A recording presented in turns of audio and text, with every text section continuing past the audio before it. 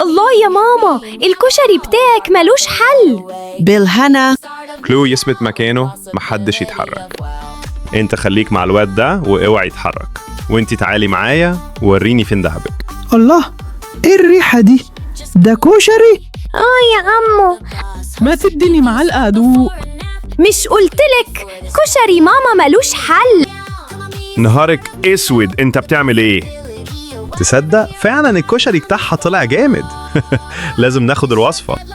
انتوا لازم تدعموهم بلايك واشتراك عشان تبينا الوصفة. اكتب عندك. هنقلي البصل الأول. طيب والمكرونة؟ كشري ماما أنقذنا المرة دي.